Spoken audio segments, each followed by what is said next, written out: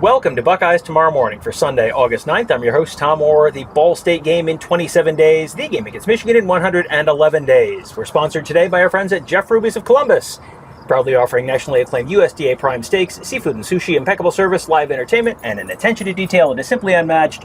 Just go to jeffruby.com/Columbus to check out the menu and make a reservation today. All right, I'm joined by Marcus Hartman, our basketball insider, but today he is one of our football insiders. Outside the Woody Hayes Athletic Center, got a chance to watch Ohio State's third practice of the fall, and this was my first time watching Ohio State, so I want to sort of sanity check some stuff with you based on what we saw on Sunday or Saturday. And I think the first thing is, this was a first time for everyone. Legend Bey was out there. He missed the first couple practices for disciplinary reasons, was back out there, and I felt like we kind of got the full Legend Bey experience, which is you had some oohs and ahs, I mean legitimate oohs and ahs from the crowd when he caught a pass in the flat, had a spin move, just left Jermaine Matthews grasping for air. So he had that, but he also put the ball on the ground at one point and that was on a handoff, so maybe it was on the quarterback. I couldn't really tell who, but you just have it was kind of a little bit of a one step forward, half a step back kind of thing, but also, man, you can see it. Mm-hmm. Yeah, if you just, and where I was, I think we were in different places, so I was still behind the offense, so sometimes you could only see flashes, but you could see, like, it looks different the way his feet move. He looks different, like, below the knee. There's definitely some explosiveness and some quickness there that you don't just see with everybody. But, I just had this thought while you were talking. An ironic thing is, I always remember back to when Dontre Wilson, the first time we saw him, he really hit that very first day, and everybody was oohing and ahhing, which there's a couple of things about. First of all, the recruiting was not quite the same then as it is now. But here's a theory that I came away with later was, I don't think Dontre Wilson, he looked better in shorts. I don't think he had the football speed. Well, we didn't have to see Legend Bey in shorts. We just got to see him in pads. So that's kind of informing me that maybe it is a little bit more that it's the real deal. He's got the football speed and the quickness, when it really counts. But yes, I agree with you completely that it was like, okay, I see, who knows what his durability is going to be. Is he going to be consistent enough? But you can see the talent and the explosiveness is definitely there. Yeah, there is definitely some there, and we'll see how much of a role he picks up for this year's team. If ball security is one of those things. Carlos Laughlin has been on him about ball security since day one of spring practice.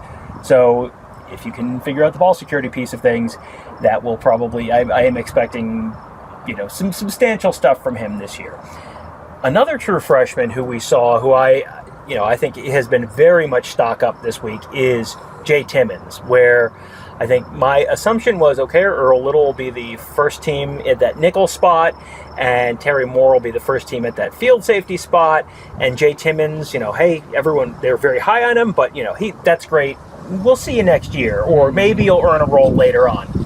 Jay Timmons was with the ones all day. Right, yeah. And at the nickel, as you were saying. Yeah, we were trying to kind of piece that together the first couple of days, and today it seemed like the picture was very clear, and there was more consistency there. And that's another thing, I think we all agreed that maybe Earl Little could be like the in-the-box version of Caleb Downs, but not the deep safety part, and maybe we were all wrong about that. Or it's also possible we have seen versions of this defense, which has still got Matt Guerrieri back there, kind of managing the secondary, where the nickel actually can drop into coverage pretty often, and one of the other safeties will end up in the fit frequently if they want to do it that way. So who knows? Maybe that is actually what they're going to end up doing. Maybe Little will be more of like a Lathan Ransom type of a thing, and then you would have Hancock play deep a lot. Maybe Timmons could be a little bit more of that, or maybe it'll be nothing like that at all.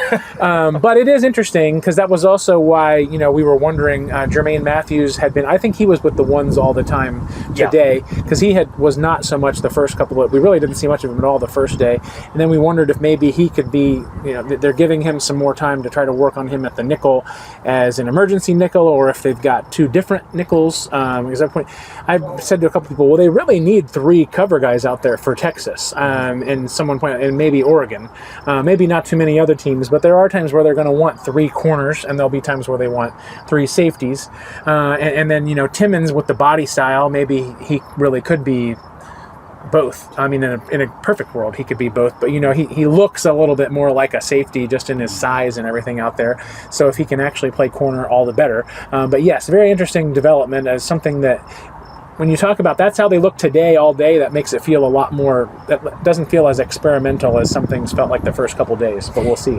Yeah, and he was someone who I saw come on a blitz a couple times. Like, he came in and the quarterback is in a no contract jersey. They're in pads. Don't worry, you still can't touch the quarterback. But he, came right off that edge and picked up a sack at one point. So, he certainly can be someone who can drop, but seems like he's maybe comfortable rushing the passer, at least situationally as well. Let's talk a little bit about the offensive line. That is a spot where we've seen a couple different things day 1, day 2. Mm-hmm. Day 3, it was back to what we saw on day 1. Ian Moore at left tackle, Austin Sierveld at right guard. Yeah, and then I know that's been what everybody feels like is kind of the ideal lineup, but sometimes the coaches feel a lot differently than everybody else, and they have more information.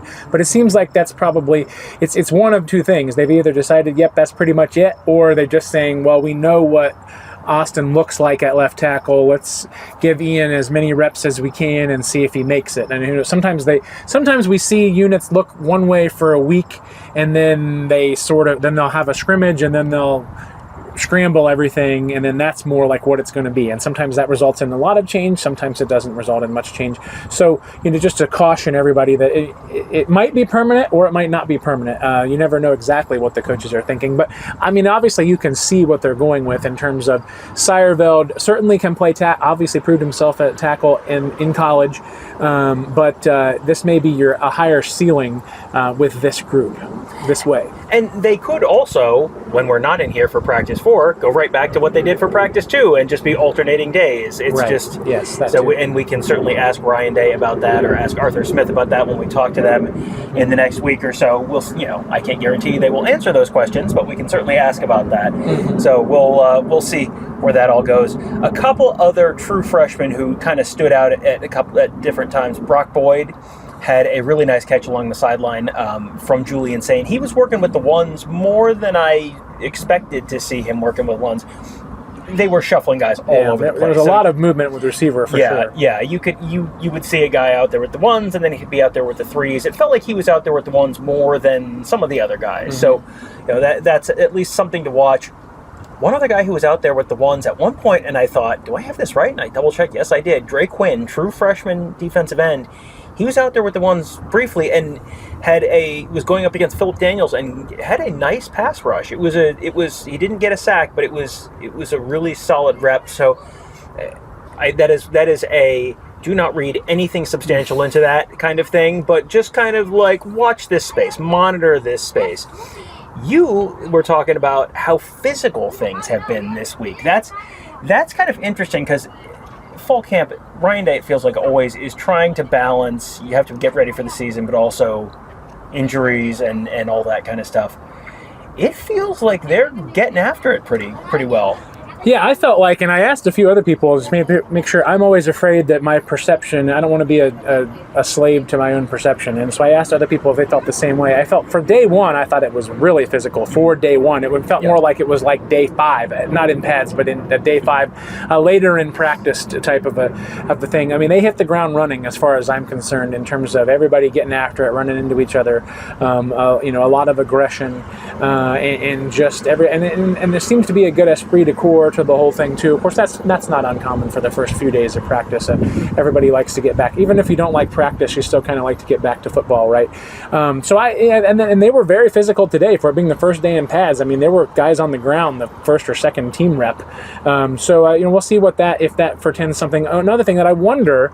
That's the kind of thing, that when everybody was out on Ryan Day, and I would confess to being, leaning more in that direction than some people, I think, dinging them for not being physical enough in general all year, I think was definitely a criticism that probably had some validity. So you wonder if this is, a further evolution of everything. Maybe it's nothing, but if it's a further evolution of things. And I also wonder, and this is just off the top of my head, if maybe it felt like they brought in, just in volume, a couple of these transfers were almost luxury items, I think. Mm-hmm. And you wonder, maybe that's just purely depth, and you're saying you've got to have this number of guys both to make sure you have legitimate college football players at every position, but also to kind of expense in 4 or 5 injuries or something like that. I mean, you hate to look at it that way, but it is football. That's what happens.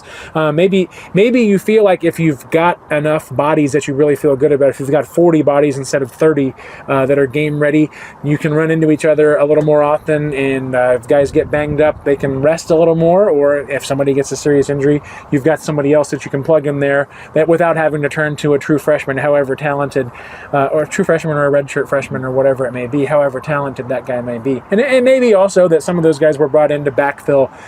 They lost 3 or 4 freshmen and sophomores that they would have liked to have kept, I'm sure, but just the way that the transfer portal and everything works now, and maybe it's a little bit of both. Yeah, and I do think they are in a better position to be a little more physical, just because the overall depth of the roster. Tony and I were talking about this on one of the recent shows, and you go through, like, what are the big questions? Mm-hmm. And it's, they got questions, but the questions are what's the starting offensive line going to be from an offensive line that's returning 4 starters from last year? That is pretty high on the list of potential questions you could have for an offensive line this time of year. And you kind of go around the field, and there's a lot of that stuff. So there you go. So a quick run through a couple of the true freshmen who jumped out at practice on Saturday, and a couple other things for you. We'll be talking much more about this and a whole bunch of other stuff with you at BuckeyeInsiders.com. That's where we got our whole team of insiders covering the football team, covering recruiting, covering the basketball team, covering X's and O's. We had one of our scheme guys here at practice today, so we'll have some new content for you from that side of things as well coming up this week, and some recruiting news expected to break on Saturday. We'll be monitoring that for you at BuckeyeInsiders.com as well. We would love to see you there. Become part of our team on the Insiders Board presented by Jeff Ruby's Columbus. We'll talk football with you, basketball, a bunch of other stuff as well. Great threads on vacations going on right now there. There's a thread about tequila. Like, you want to talk about it, there are people there talking about it. Got the gardening threads. The gardening thread, yes, the gardening thread as well. So you want to talk about any of that stuff, or, we talk Ohio State football too, don't worry. That is all at BuckeyeInsiders.com. And thanks again to our friends at Jeff Ruby's Columbus, the award-winning upscale steakhouse in downtown Columbus, named one of the top 50 steakhouses in America by Food Network. Just go to jeffruby.com/Columbus to check out the menu and make a reservation today. That will do it for today. Thank you guys all for joining us. Have a great day. We'll talk to you tomorrow.